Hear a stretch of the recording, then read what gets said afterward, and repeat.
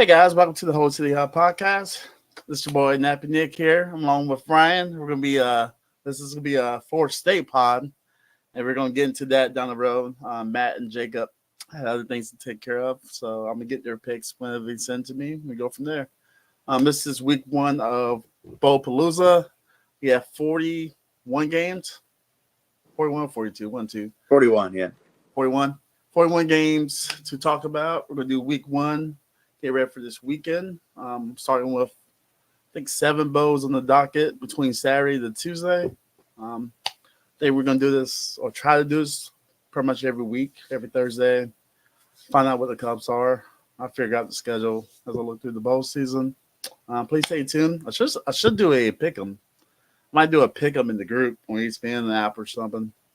I figured it out tonight. Look through it. With that being said, this is our first podcast actually since the college football rankings were out last week. And if you haven't heard by now, you've been really listening on the rock. Your top 4 were Michigan, Washington, Texas, and Alabama, leaving Florida State at number 5, the first Power 5 conference champion that has been undefeated to be left out the college football playoff.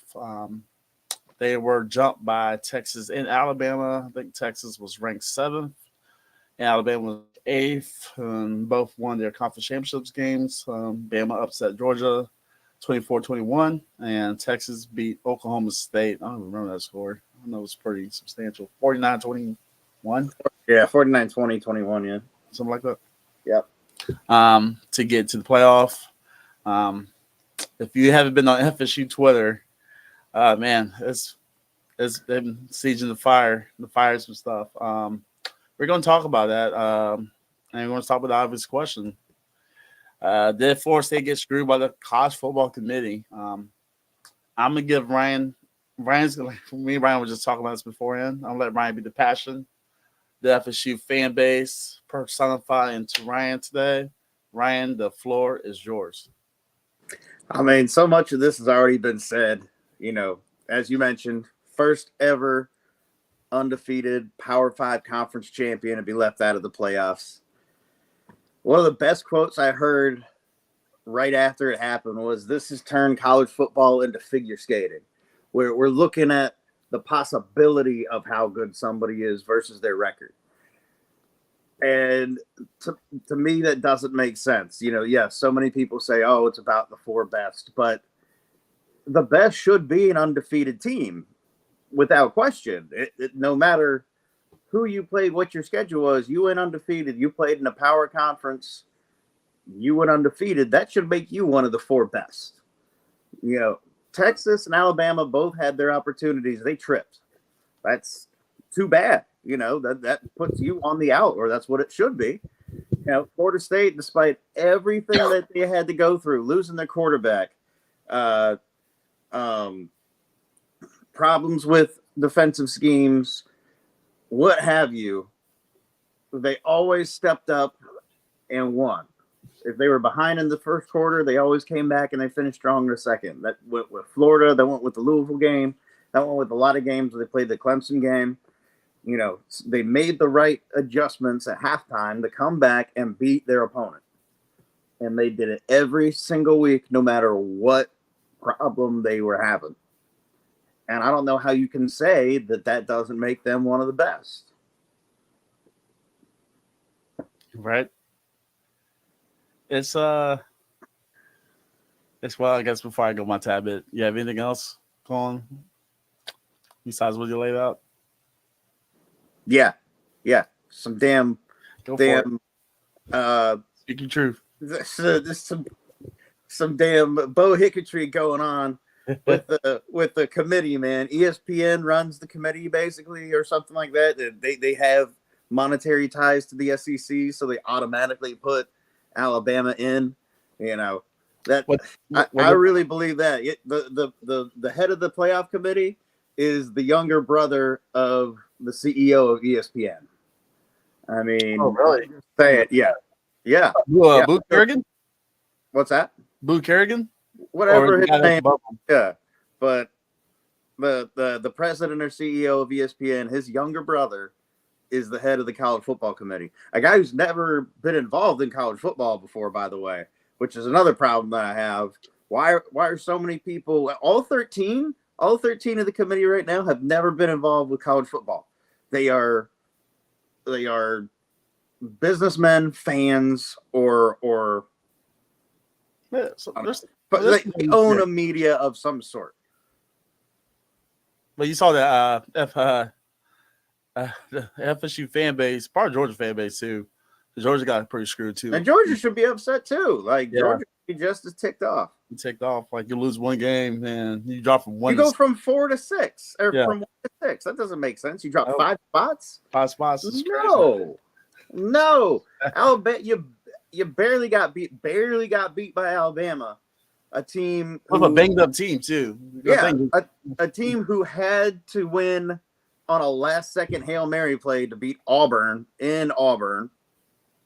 Oh, but you see how they framed that though. They framed that as like, oh, they were that was a big rivalry game. So we're gonna just ignore the loss. It was the Florida game. Exactly, right. That was Is that not a big rivalry game? I'm like, what? That doesn't even make sense. Like the way, if you read like any article, especially if it's on ESPN or some form of bias, it's like, oh, the lowly Gators, they're fighting for a bowl, which they were fighting for to be able to go to a bowl game. So was Auburn. Yeah, and Auburn. When Auburn was already in. Oh, that's true. Yeah, they had 6 wins. I mean, but you also the same Auburn team lost 31-10 to New Mexico State. New Mexico State at home. That they paid $1.8 million for. I actually usually like Auburn. I shouldn't be hating on Auburn. No hate on Auburn, no this stuff, but we also was. I'm just saying, say the facts. The best football. But the quality of that win as a rivalry game, right? All right. I'm gonna go to the politics and the business. By the way, I haven't watched ESPN since the selection. Since that happened. Oh man, Kirk Herbstreit. Oh, they've been lit him up. Before I go on this little rant I'm about to do, shout out to Booger McFarland, Rich Eisen, Desmond Howard. They've been pretty, not necessarily supporting Florida State, but also just perplexed on the decision making what this community used. Mm-hmm. The biggest argument is, if you really felt that way about what Florida State was, why keep them at 4 for 2 weeks? Right. Before, like if that's true, then when the time comes, the team wins the conference championship against a Louisville offense that's the top 20 offense. Like they're making Louisville seem bad, and look, the Kentucky loss doesn't do Louisville any favors, but they still were. You had them ranked top 15. They were a top 20 offense, top 20 defense. Like by the Cons won 10 games, they were a decent quality team. But because they play in that conference, that's not the Big Ten or SEC, they get looked down. That's just the truth of the matter. All right, talking money with it. So I went through and went back. So if anyone is watching this or going to be listening to this on Spotify or Apple, let me kind of give you an idea of the college football landscape as a whole.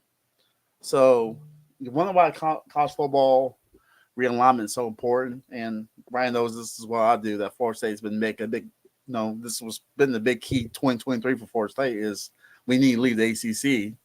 It comes to money. We look at the revenue. The Big Ten and SEC make about $2 billion a year, almost double what the Pac-12, the ACC, and the Big 12 were making. That's Power 5 conferences. Back in 2013, back when Maryland left the ACC, they went to the Big Ten in 2014. The ACC came up with this grand rights, which pretty much gave up all their media rights to their home games till 2036. 2036 got extended a couple years on the road, but overall till 2036 for 20 years, which was supposed to be stability for the conference, but it was a horrible deal. It was a horrible deal that Florida State didn't want to do in the first place.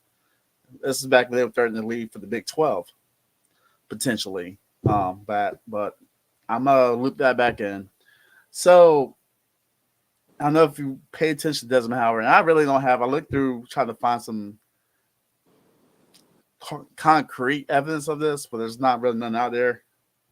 But roughly, it's been pretty much agreed to that putting Bama over Florida State in this college football playoff netted ESPN probably another $150 million. like no one's going to downplay that Alabama's been the constant biggest program of college football for the better part of 15 years. Like they have at least 8 or 9 national championship appearances. Now, the knowing part is that this is what traditionalists hate with college football. College football has the worst postseason. Have had the worst postseason of all major sports for the longest time. Like has a horrible way to determine a champion, and it just doesn't really make sense that this is the only level of football. They couldn't really figure this out yet. You kind of wish this year happened back in 2014, and you probably would have had a 12-team playoff sooner.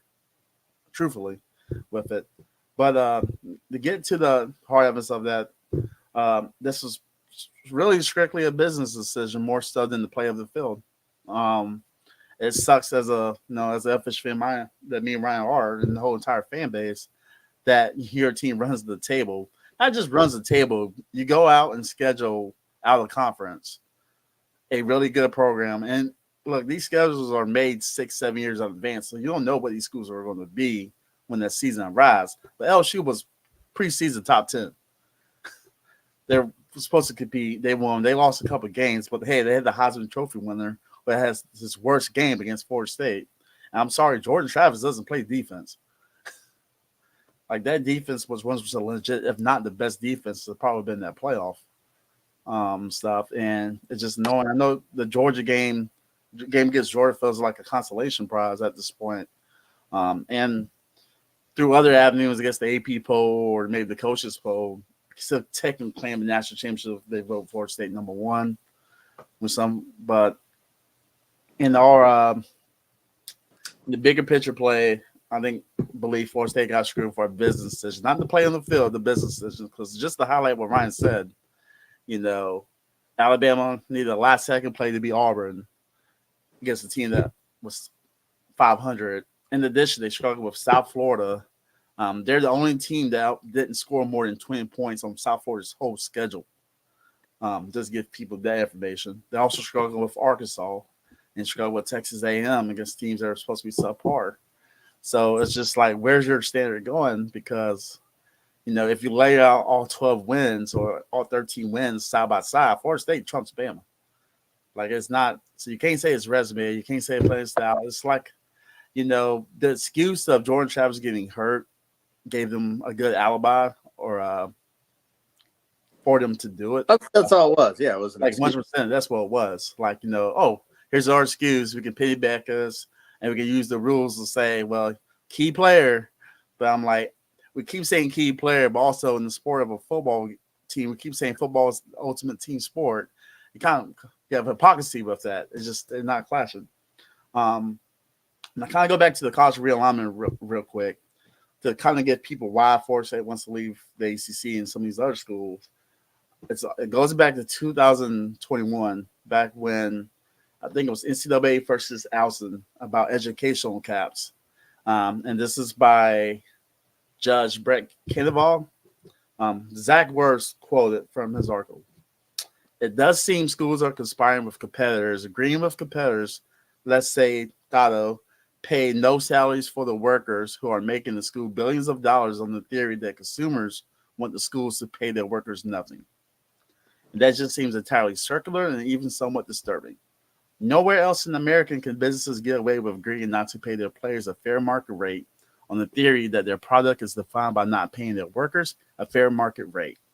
And on the ordinary principles of antitrust law, it is not evident why college sports should be any different. The NCAA is not above the law. Nutshell is that eventually these colleges or conferences are going to have to pay these players. There's no other element of business where the main product of your field doesn't get money or your main asset, doesn't see in revenue.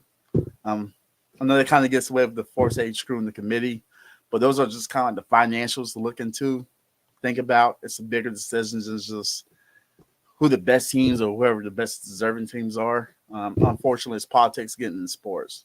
People hate it, but that's kind of just what it is. Florida State, hope y'all can get out, man. Hope you get Cam Ward. No, he's on campus coming this weekend. Also gave a shout out to our NIL. I think they got like 1,000 new donors. the moment they found out that Florida State got snubbed. So shout out to the Bowlpalozza collective. Get this money up. All right, we're going to just get every best player and we're going to ball out in the field.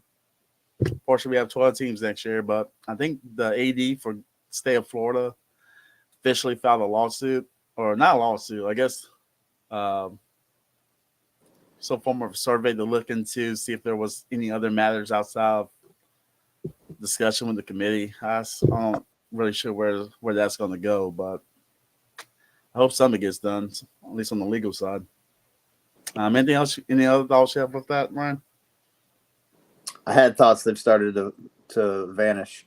One thing I was going to say, the ACC, I believe it is the lowest paid conference in college football, and they've had 2 opportunities since like 2013 to renegotiate their contracts, and I don't know who negotiates on their behalf, but they just have not been able to secure the money. The other thing that aggravates most of the teams within the ACC is that their money is not evenly split, like pretty much every other conference is. It's subject to the decision of the ACC's committee, who decides who gets what funding. That committee is led by like 4 North Carolina grads and 3 Duke grads. Oh, really? Yeah, it's like 7 people.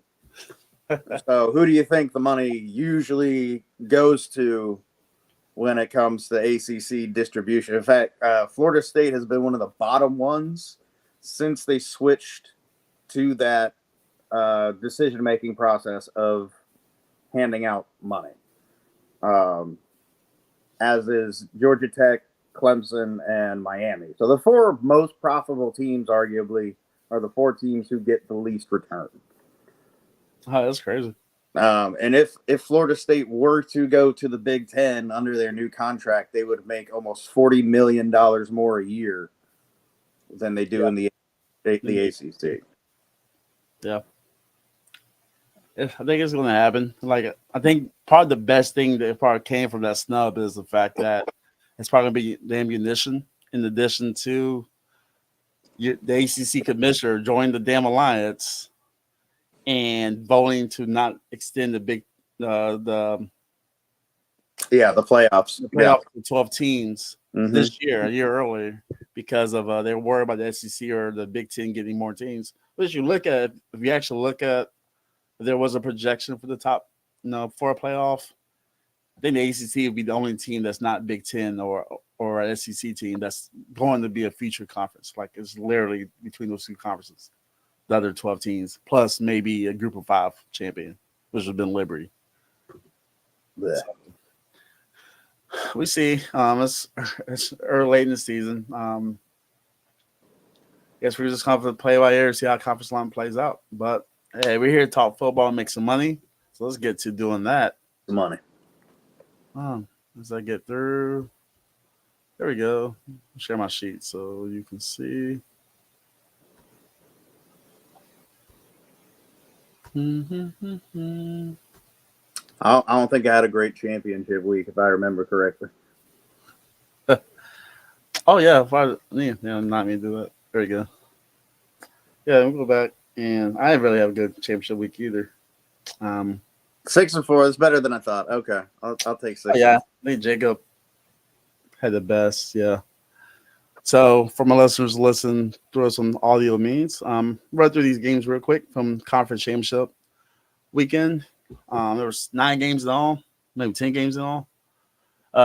Conference USA championship. Liberty beats New Mexico State 49-35.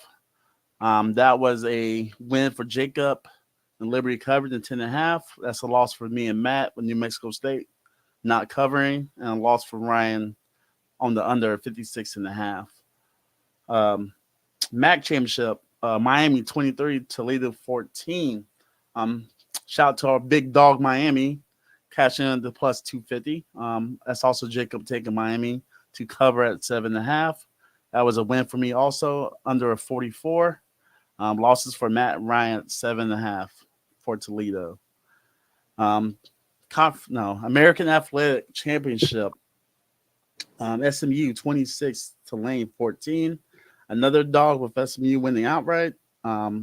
Big Ryan with the money on that one, choosing SMU outright. Losses for me and Jacob with Tulane on the 3.5 cover.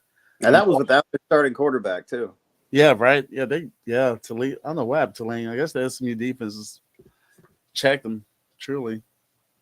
I thought it was a little bit high scoring game. Sun Belt Conference Championship. Troy 49, App State 23. That's a win for Matt, Jacob, and Ryan with the Troy cover. Loss for me with App State +6. Mountain West Championship, Boise State 44, UNLV 20. That's a win for me and Matt with the Boise State cover 2.5. Losses for Jacob and Ryan with the UNLV money line. Pac-12 Championship, Washington 34, Oregon 31. That's another dog win for Washington. That's a loss for all of us across the board.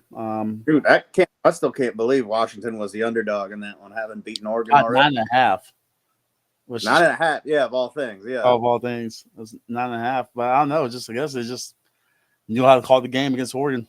Yeah, but shoot, that final score 30 or 65 total. It was right there. Right there, man. There. Right. I was like, damn, 2 points shy.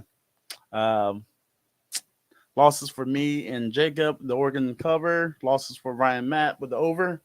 67, missing by 2. Big 12 championship game. Texas 49, Oklahoma State 21. Those are wins for Jacob and Ryan. Texas with the 14.5. And the over 53.5 for me and Matt also hit. ACC championship, Florida State 16, Louisville 6. That's a win for me, Jacob and Ryan with the Florida State cover. And Matt hits very easily with the under 53.5. Yeah, that game. You watched that game, and that was a little bit of a rough watch. Ooh. Pull my hair out. Right. Shout out to the defense. The defense balled out for State. Big Ten championship, another horrible game really to watch. Michigan 23, Iowa 0. That's the under 36.5 hit for Jacob and Ryan. On the cover of 22, misses by 1 point. I was so mad about that. I was like, come on, man.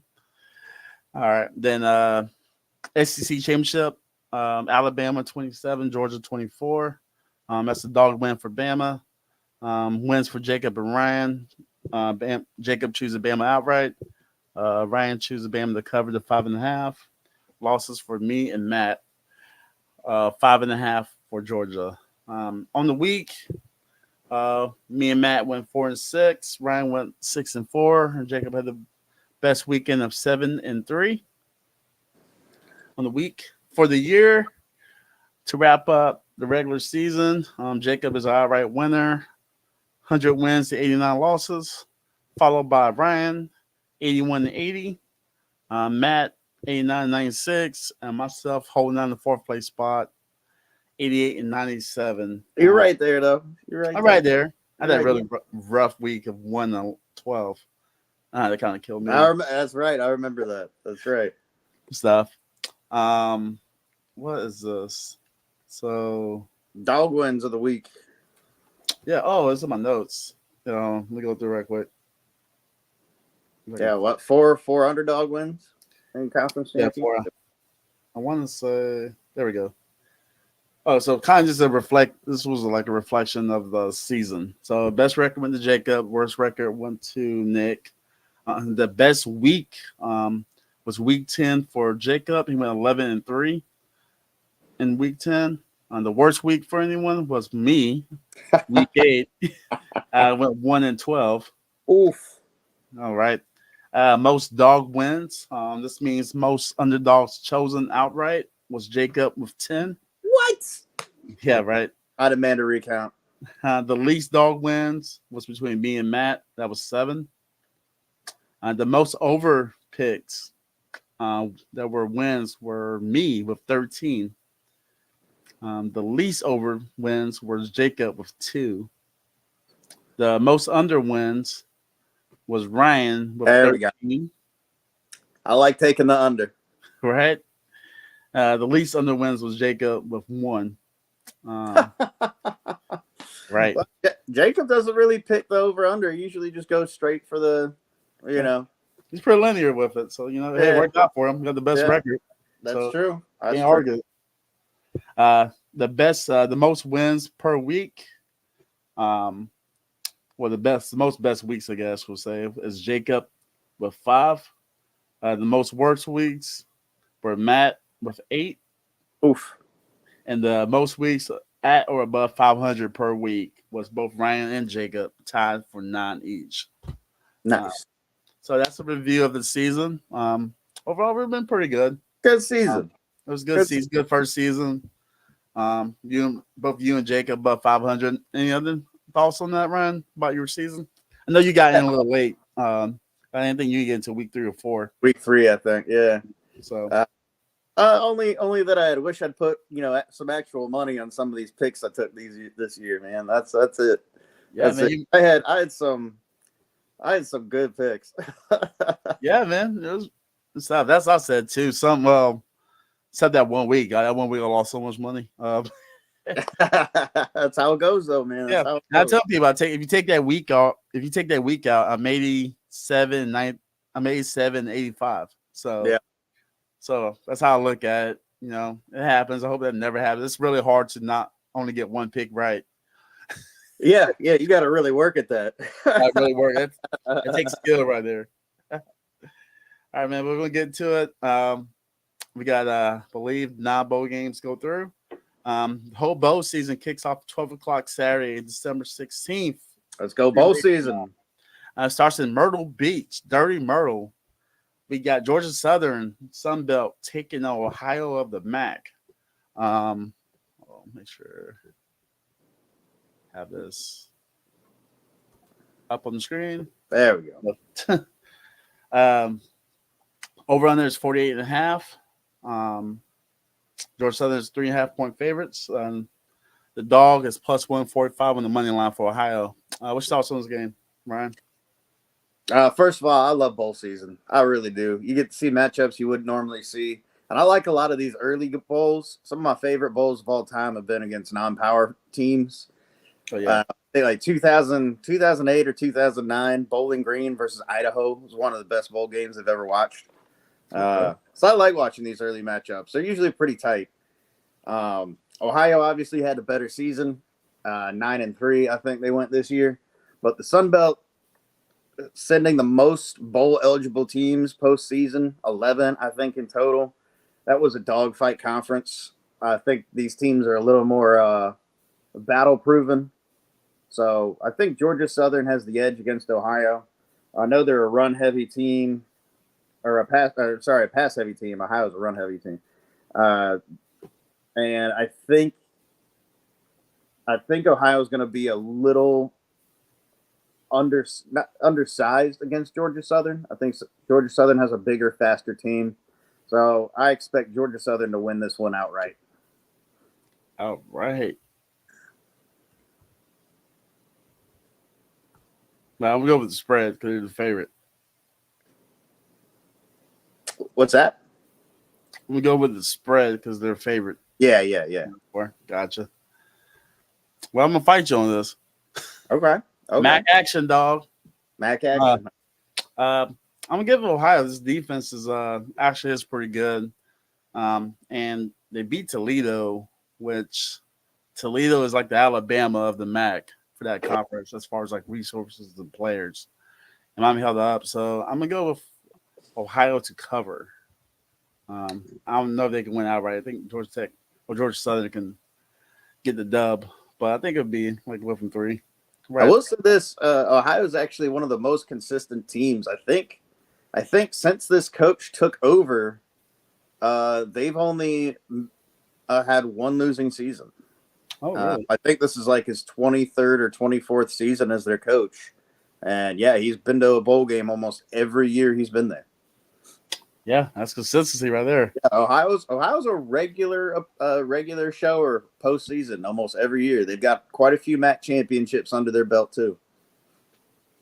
See, you only get that here on the best guys. Look at the insider info. I'm delivering for you.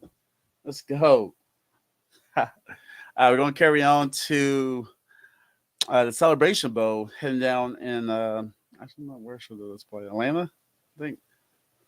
We got one double shot. I think it's Atlanta. One of the players at the stadium. But we have Howard taking on Florida A&M, the other really good team in Tallahassee. Florida A&M is a 6.5-point favorite in this game. Keep skipping this. The over-under is 50. Howard's plus 200. What's quick thoughts on this, Ron? I mean, you got to go for FAMU. Other team in Tallahassee, they won the conference championship. Same day, Florida State won theirs. So big day in Tallahassee that day. Give a lot of credit to the Rattlers. They had a real good season this year. Good for them. Yeah, I'd definitely say that they cover on this one. Howard, good school, but FAMU, they got that dog in them, man. They hungry. Yeah, I'm down there with you, man. FAMU been balling out. It's been a good story between the two programs that's been covered, I think, by the Tallahassee Democrat. But FAMU has been balling 6.5. I think they're going to put some points up. I'm down with you. Let's go Rattlers. Let's go Rattlers. Let's see that celebration tally. I'm game. Hopefully, I don't know if they've gotten it back yet, but I would love to see that marching band get back on the field one of these days. Right? I hope so, man. We're going to move on to the New Orleans Bowl. Going back to D1 action. Jacksonville State getting in because there were enough teams that they can make the bowl game, so they got to qualify. They get to take on the Louisiana out the Sun Belt. Jacksonville State is a 2.5-point favorite. 59 is the over/under. Louisiana money line is plus 120. Which thoughts on the New Orleans Bowl? I mean, New Orleans Bowl, you got Lafayette, which is, I think, only like 40 minutes outside. So this is kind of a home game for Louisiana there for the Cajuns. Jacksonville State, good for them. I honestly, I know not everyone agree. I'd rather see an 8-4 Conference USA team than a 5-7 anybody. Yeah. So good for the Gamecocks there. I'm not really sure who I'd take in this one. I think these are despite the records, pretty evenly matched teams. I think Louisiana's got the edge with the coaching there. This is another program. They usually end up going to a bowl game more years than not.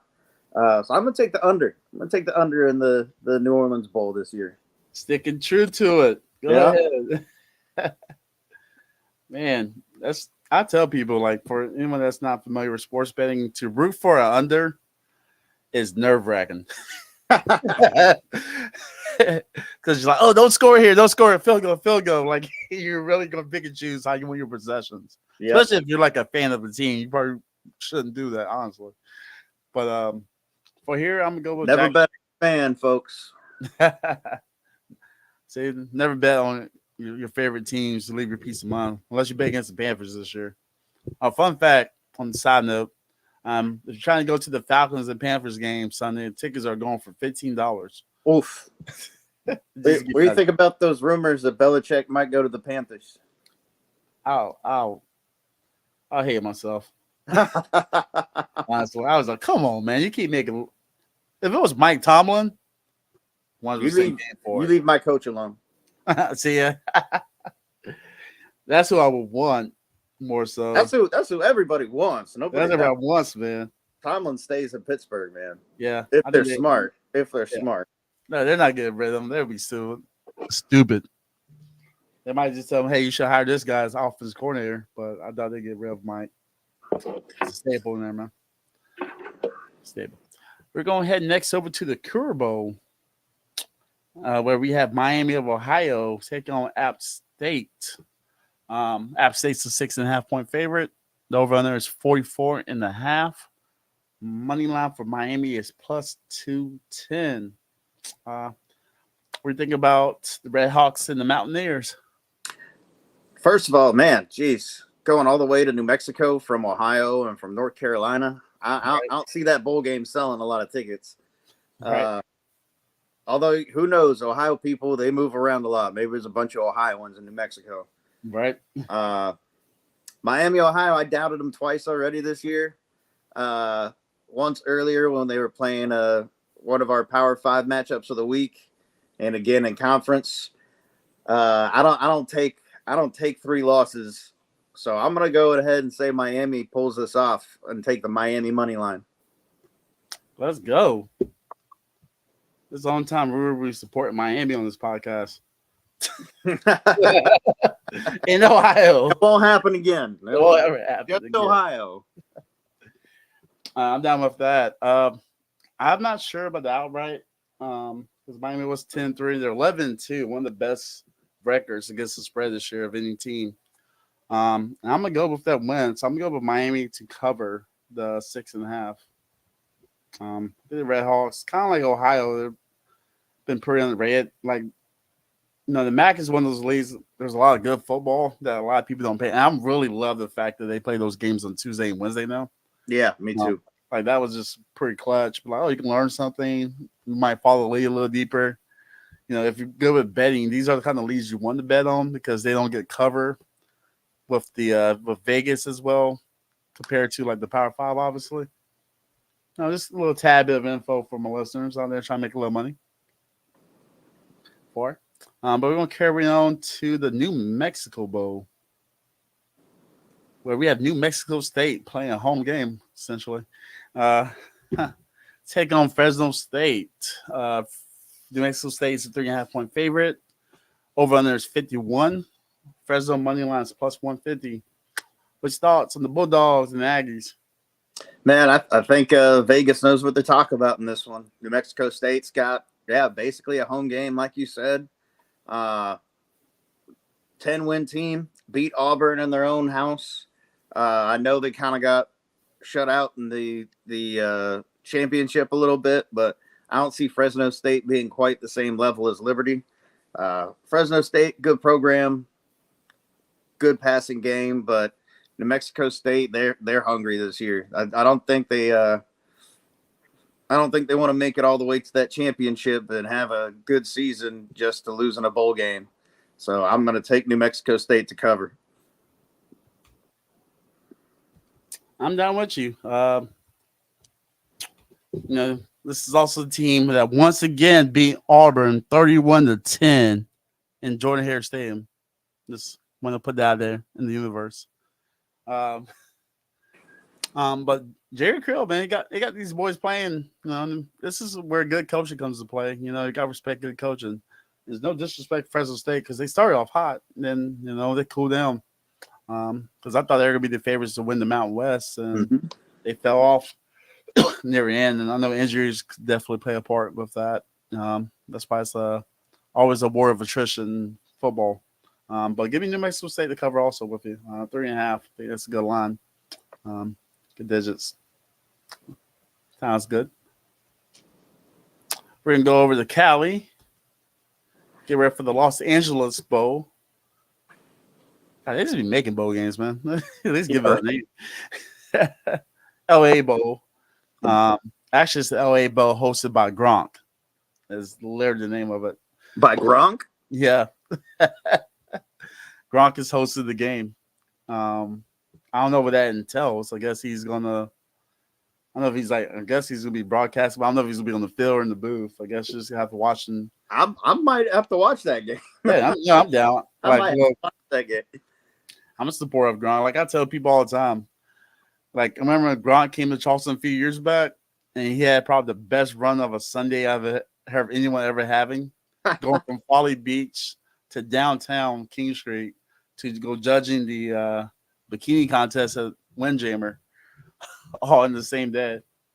And fun fact, my boss kicked him out of our restaurant. Folly, but she didn't realize who he was at the time. Oh shoot! Right, that's hilarious. But we got the LA Bowl hosted by Gronk. UCLA 4-point favorites take on Boise State, your Mountain West champions. The over-under is 48.5. Boise State money line is plus 162. What we thought about the Bruins and the Broncos? I think UCLA is a little disappointed in their season. They started off pretty well. They have one of the best defenses in the Pac-12. Boise State, though, ever since they fired, I think it was I don't remember if their head coach or their offensive coordinator. Head coach. They are 5-1 ever since firing that guy. Right. So clearly something was wrong there. You know, I think Boise State keeps it going. I think who's ever been this interim, that would be my number one choice for the new head coach because clearly he's got them rolling. And I think they finish off the season beating UCLA in their own city. Oh, what does Boise State do but show up to bowl games and upset you? Upset you. That's what they do. Statue of Liberty, babe. You going outright? I'm going outright. I'm taking the money line on that one, yeah. Let's go. I'm going to go with the cover.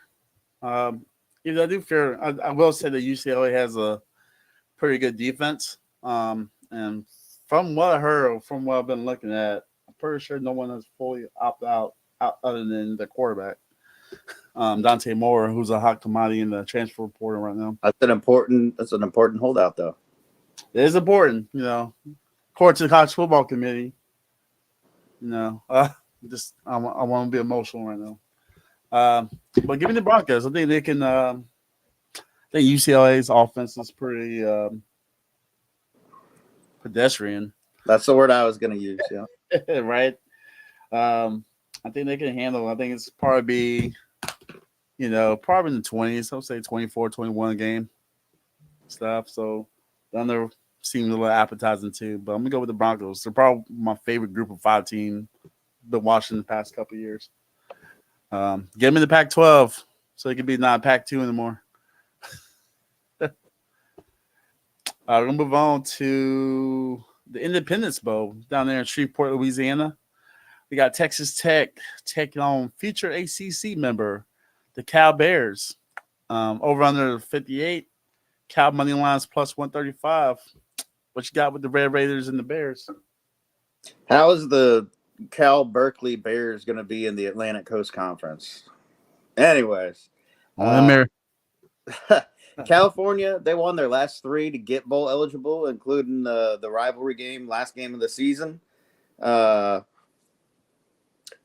I really like the momentum that they have, but something's telling me that Texas Tech, despite the crumble they had at the end of the year, Texas Tech is the better team here.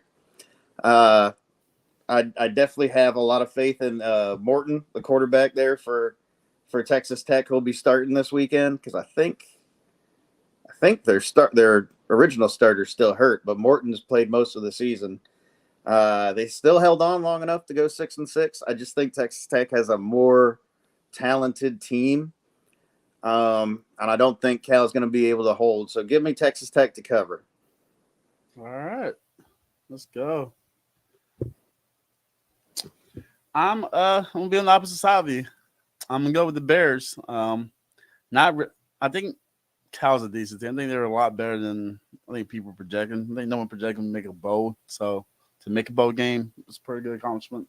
Also, I guess I need to support our fellow ACC member right here coming to the conference. Big football power. Coming from, Berkeley, California, versus north of Oakland, to join the Atlantic Coast Conference. Oh man, college football, what are we doing? Give me Cal, give me the Bears, man. I like them to cover +3. Never get upset. Might be a last-second field goal at the end. Texas Tech didn't do me any favors with playing Texas, getting beat 55-7. So I'm kind of being a little spiteful in this and choosing you. So I'm gonna go with the Bears in that one. I'm take it. We're gonna keep it moving to Charlotte, North Carolina, the famous Toastery Bowl. We got Western Kentucky taking on Old Dominion. Old Dominion's 2.5-point favorite. Over under is 55, or just 55. Western Kentucky money line is plus 122. What we got thoughts on the Hilltoppers and the Lions? What is a Monarchs? Monarchs, yeah. Monarchs. What is a famous toastery? Is that like toaster strudel? No, it's a restaurant. Oh. Yeah, it's out. There's one in West Ashley. Oh, no kidding. Off Sam Ritt. Oh, well, my bad. I ain't never heard of it before. Yeah. Whoops. Now you know. I really like Austin Reed from Western Kentucky here. He likes to air the ball out.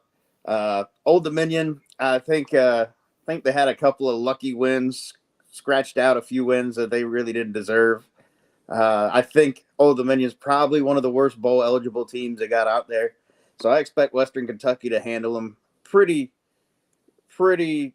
well. I'll go ahead and take Western Kentucky to cover on that one.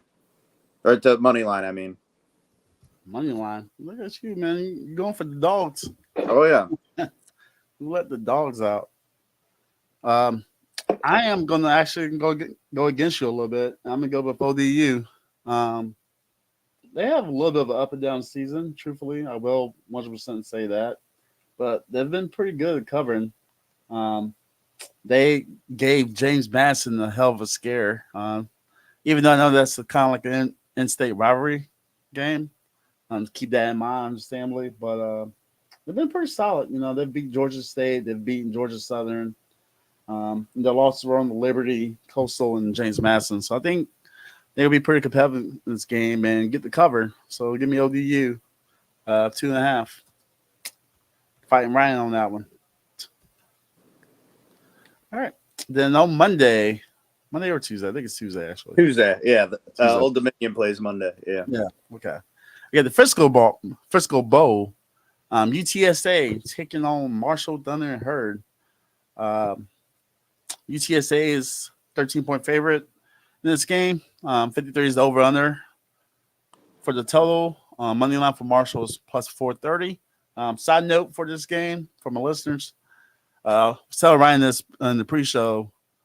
So a lot of the house money is on UTSA to cover the 13, but there's also a lot of house money on Marshall to cover the money line plus 430. I think people are just putting the money on Marshall for the plus 430. That's a decent payout there, yeah. Decent payout. So that's just like, insider information for our listeners out there. But with our game picks, Ryan, what's your thoughts on the Thunder and Herd in the Thunder and Herd, man? I thought they were going to build more off of that good season they had last year. Last year was their first year in the Sun Belt. I guess West Virginia kind of fits in the Sun Belt. I don't really know. I think of the South when I don't think Sun when I think West Virginia. Right. Texas San Antonio, though, man, they're a good, strong, solid team. Have been since they joined Division I football. And though I do expect San Antonio to win this one, I don't really know how I feel about that 13-point spread. I don't know if Marshall can cover. So what I'm going to do is I'm going to go with my gold standard. I'm going to take the under on this one. I'm going to take under 53. You know it's not best bet ever. Someone fall under. Under by Ryan. Under 53. But Ryan be sweating. Remains to be seen. I'll be sweating that one. I expect it to be like right there. I expect like 24 to 23 or something like that. Well, I hope you don't get screwed by a safety like in the Navy Army game. Oh, jeez. It caused a push for a lot of people. Oh, man. That's right after they just had a goal line stand too. Yep. I was like, that is a crazy ending. Which the under was what, 28? 28, yeah. Yeah, I believe it was 28. 28 points, guys, on college football game. And what? Final score was 16 to 12, right? 17-11. 17-11. To get that push. Marshall is 4-8 against the spread this year. One of the worst teams. UTSA is 5-6-1. I think the problem with Marshall is scoring. Can they put points up? I think UTSA is going to be able to kind of hold them down. But I am hesitant to choose 13 is a kind of a big number. Like in this game, I feel like especially in bowl season. It's bowl season and stuff. They're gonna be motivated. Give me Marshall to cover this. Oh, okay. Yeah, I think 13's a big number, man. 13 is a big number. Both season, these are teams that don't traditionally play each other, so you'll be interested on the matchups. But I think Marshall might show up a little bit. UTSA might go party a little bit. There's a lot of distractions down there. I don't know where the Frisco Bowl is actually. In California, right? I guess. I mean, it must be in San Francisco. That's my guess. Yeah, that's what it makes sense. Hey, going back to that partying thing, I'll never forget. I want to say 2009, 2010, Oregon State versus BYU in the Las Vegas Bowl, baby. I was in Texas. Oregon State, Frisco, Texas. Yeah. Okay. Makes Oregon sense. State was a 10-win team, heavy favorites against 6-6 BYU, but I promise you those Mormons stayed in Vegas, and I'm pretty sure that Oregon State team went out and partied. Had a blast. Next day, BYU showed up and crushed them on the field. Crushed them. And I tell people you gotta understand this sport is a bunch of 18 to 23-year-olds, not grown men. So, party.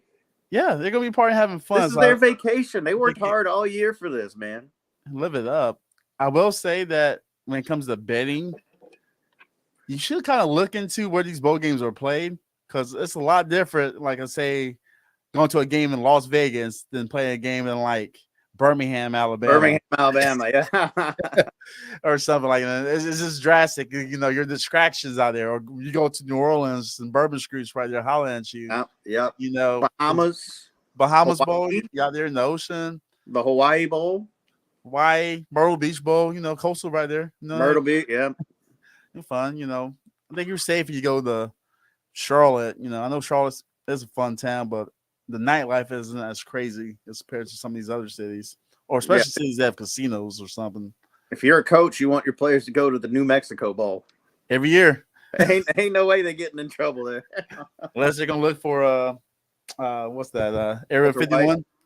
Oh yeah, that too. Yeah, for like that. Other than that, man, you have any other thoughts on the bowl season for this? Nah, just that it's so sad that this season's come to an end. It was quick, man. I thought a lot of people said this was one of the worst seasons in college football. I like this season. I thought this was a pretty good season. There were a lot of good games, some big upsets. We had the excitement with Colorado. We had the disappointment of Florida State and all the media that's come out after that. I mean, I think this was an exciting year overall. Yeah, Pac-12's last season. I mean, they were one of the strongest conferences. Come on, went out with a bang, man. That's I'm glad for it. I hope Washington can take it just for that reason. I would like to see Washington win the championship. If there's one team I'm rooting for, it's probably Washington. Washington, Michael Penix too. Yeah, definitely rooting for you guys. Also got some love for Jim Harbaugh. He was pretty. I know he's a little controversial having 2 suspensions in the same season. Yeah. Surprised Michigan qualified. Right. That's going to be funny if they win and they take the title back because of yeah, right. Right. I was like, I just the writing on the wall. But with that being said, overall, this season has been pretty fun coverage. This is probably the most parity we probably have seen since probably 2007, honestly. There wasn't really no elite dominant team. You can kind of tell that too.